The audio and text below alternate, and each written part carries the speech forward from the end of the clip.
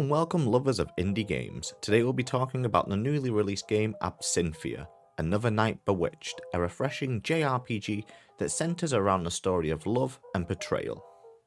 I just want to say a big thank you to Team Bewitched and Joshua Keefe for providing me a copy of the game on Keymailer.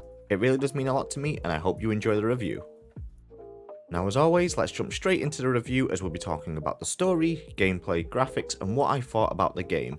These will be segmented below so you can jump along and check them out. Now sit back, relax, while we dive into the game. Absinthia follows the story of three young adults who have taken it upon themselves to train to become protégés of the hero, so they can protect the little village of Catty Town, which gets attacked by the antagonist of the story, Lilith, on the same day every single month. Luckily, the hero Freya comes along to help in the matters just at the right time to stop Lilith, so she has to retreat, but Freya has never managed to defeat her so far.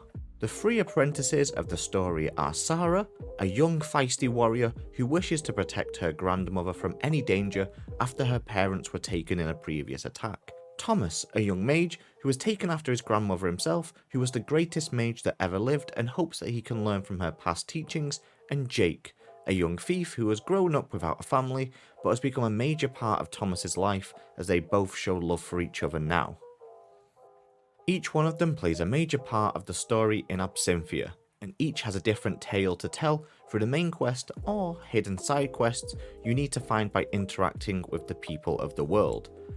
After defeating Lilith and knocking her back, you all decide to take some rest within an inn.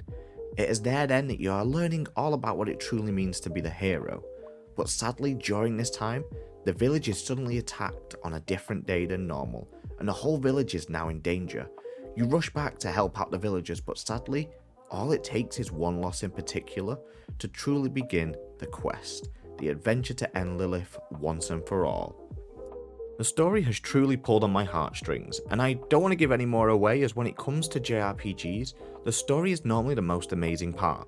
I want people to experience the next part of the story themselves, as it has so many twists and turns that I almost give myself whiplash. Truly fantastic storytelling.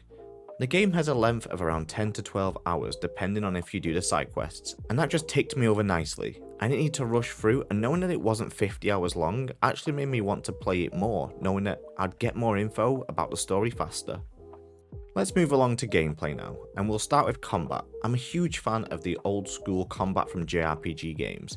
Final Fantasy IV is one of my favourite games ever, so having that turn-based combat is just a chef's kiss to me. Each character has their own movesets and one element that they really shine in, so when choosing how to fight, it's great to look at which moves might work better on certain enemies. Each turn, if you choose to just attack instead of using a skill, you'll gain 20 mana back, or you can choose to effectively skip a turn in a way. When you do this, your character will gain 20% of their max mana back, but it will also give them a buff for the battle, so it really makes it feel like even if you have no moves to make, you're still gaining an advantage for further on in the fight. And now here's my favourite part of it all. Combat isn't random encounters.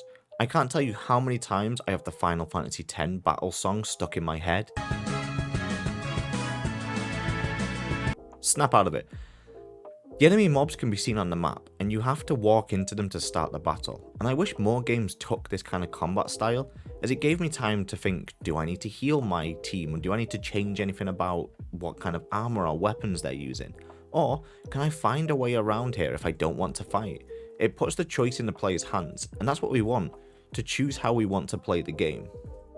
Whilst the map is open world, it's still very linear in where you can go. A path shows you the direction you normally need to head, and with not a lot of optional areas, you don't ever really get lost. Some side quests will have you go back to areas that you have visited before and unlocks new sections to these areas, but do keep your eyes peeled. The game has 20 secret areas you need to find.